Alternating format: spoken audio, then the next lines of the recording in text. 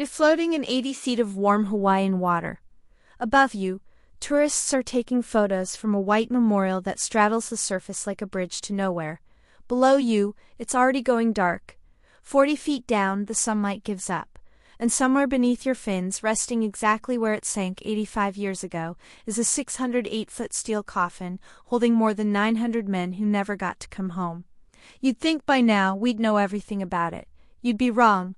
Most people who visit Pearl Harbor see the same thing: a long white platform, a flagpole, a name carved into marble.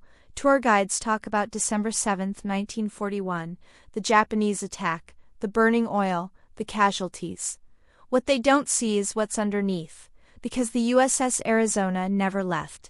It's still down there, not in pieces in a museum, no towed away and scrapped like the other damaged ships. The entire wreck, the hull, the gun turrets, the boilers, the cruise quarters, is exactly where it came to, rest on the morning of the attack, and for almost 40 years after the war ended, almost nobody actually looked inside.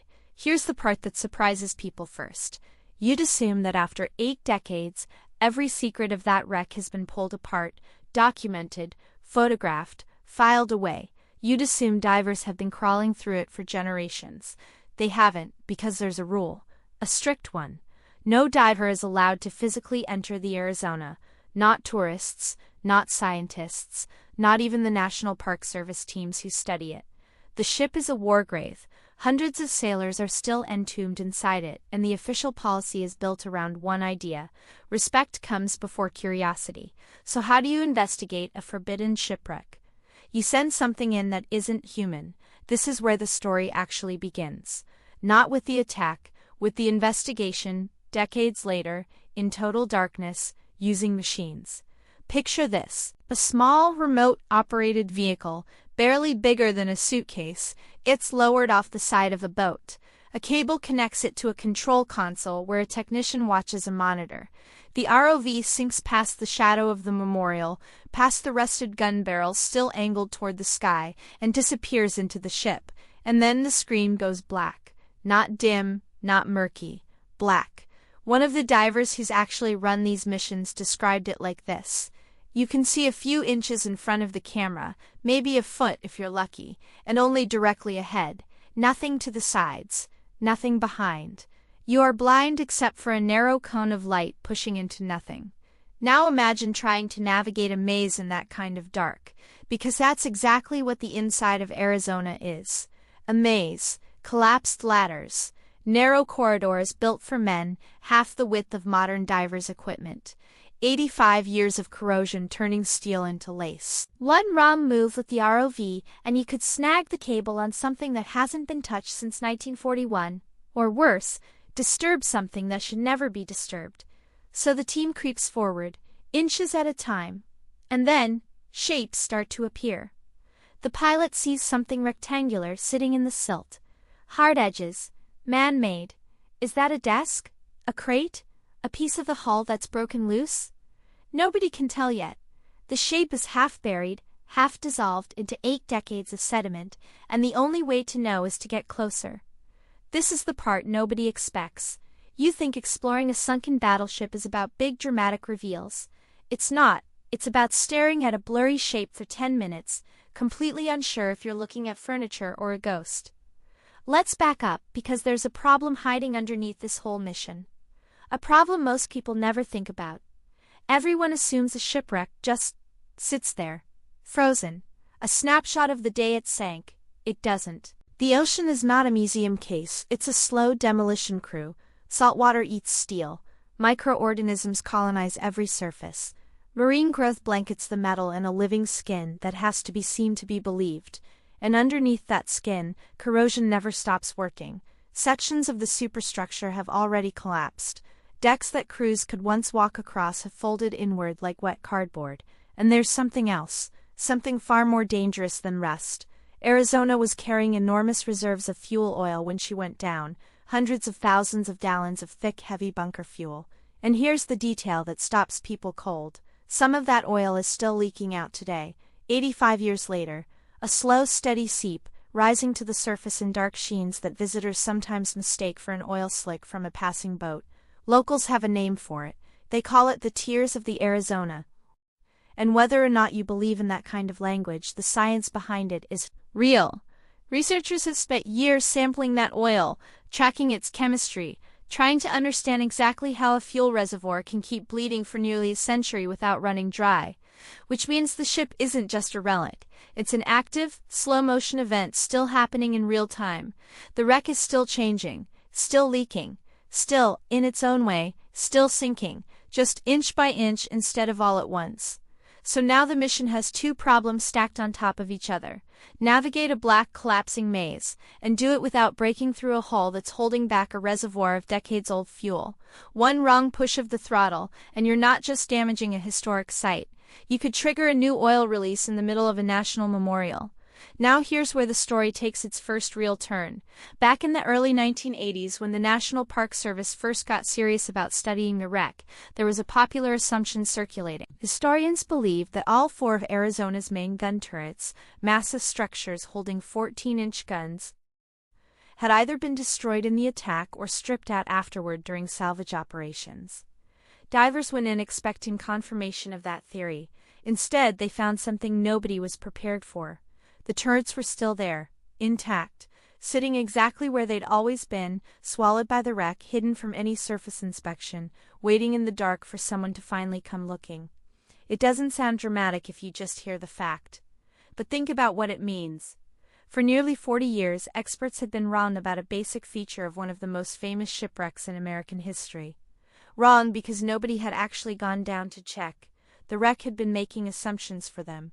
Assumptions built on guesswork, second-hand salvage reports, and decades of nobody asking the right question. That discovery changed everything about how the Park Service treated the site. If the turrets were wrong, what else might be? This is where the investigation slows down and gets personal. Because the deeper teams pushed into the structure, the less the Arizona felt like a machine. And the more it felt like a sealed time capsule of a single Sunday morning that never finished. One of the most haunting moments came when a survey camera drifted into what had once been an officer's stateroom. And there, hanging from a hook on the wall, untouched by 80 years of sediment, was a jacket. Not crumbled, not buried, not flattened under decades of silt like almost everything else in the wreck.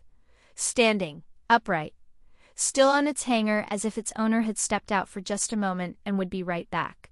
The diver who found it later said it wasn't covered in grime at all. It simply hadn't fallen. It was just there, hanging exactly as it had been left on the morning the world changed. Try to sit with that for a second. Every other surface in that room is dissolving. Steel is rotting. Furniture has collapsed into unrecognizable lumps. And yet one piece of cloth belonging to one man defied 85 years of decay simply by hanging in the right spot, in the right pocket of still water, untouched. It's not a weapon, it's not treasure, it's not some grand historical secret, it's a jacket. And somehow, that's more unsettling than anything else they could have found. Then, on a completely different dive years later, something even stranger happened. Not from a diver pushing deeper into the wreck, but from something pulling material out of hiding without anyone trying. Boat traffic above the memorial stirred up the sediment on the seafloor. A normal day, engines running, wake rippling across the water, and as the silt shifted, something surfaced from the muck that had been hidden for who knows how long. A boot sole, just a single piece of rubber and leather resting in the open where a diver could finally see it. Here's what makes that moment so eerie. Nobody planned that discovery. Nobody searched for it. It wasn't found because someone solved a mystery. It was found because the ocean, almost on its own schedule, decided to give something back. The wreck isn't just being studied, it's still revealing itself, on its own terms, sometimes years apart, sometimes for no reason anyone can predict. Which raises an unsettling question. If a stray boat wake can expose something hidden for 8 decades, what else is still down there, half buried, waiting for the right current, the right year, the right disturbance to finally surface? Let's go even deeper into the structure now. Because this is where the mission gets genuinely dangerous. Not just emotionally, but physically. The interior of Arizona wasn't built for exploration. It was built for war. Tight corridors, steep ladders, hatches sized for a crew that needed to move fast in combat, not for a bulky remote vehicle trailing a fragile cable. And remember, nothing in there has been maintained in 85 years. Metal that once held firm has corroded into something closer to wet paper. A ladder that looks solid on camera might collapse if a current brushes against it wrong. A door that appears closed might be one nudge away from caving in completely. Every meter forward is a gamble between curiosity and catastrophe, and there's a deeper layer to the danger that most documentaries skip entirely. This isn't an abandoned wreck, it's a grave. Over 900 men remain inside, men who were never recovered, never brought home, men whose families chose, generation after generation, to let them rest exactly where they fell. Some Arizona survivors decades later made the choice to be laid to rest inside the ship themselves, joining the crew they once served beside. Which means, every single foot the ROV travels isn't just a step into a maze of broken steel. It's a step into someone's final resting place. That's why the rules are so strict. That's why no diver is allowed inside, no matter how advanced their training. The mission was never about finding things, the way you'd treat a treasure hunt. It was about understanding, carefully, respectfully, what's still there, without disturbing the men who never left. So now you have to ask the bigger question. Why does it matter so much? Why has the Park Service spent decades sending machines into pitch-black corridors, tracking leaking oil, studying corrosion rates, documenting every collapsing bulkhead, all to study one ship? Because Arizona isn't just a battleship anymore. It's the only place on Earth where you can stand on dry land and look directly down at the exact spot a war began, and is still quite literally ongoing in slow motion beneath your feet. Most historical sites are static. A battlefield gets paved over, a fort crumbles into a tourist attraction. The past stops happening and just becomes something you read about. Arizona is different. The oil that seeps to the surface today is the same oil that was burning when the attack happened. The metal corroding right now is corroding in real time, in front of researchers who can measure it year over year. The jacket on that hanger has been hanging there since a morning that historians usually describe only in photographs and old newsreel. It's history that never fully stopped. And that's what divers, or more accurately, the people guiding cameras through that blackness, keep encountering. Not a finished story, an ongoing one. A wreck that is simultaneously the past, frozen, and the present, still changing. Here's the realization that should change how you see that quiet little memorial floating over the water.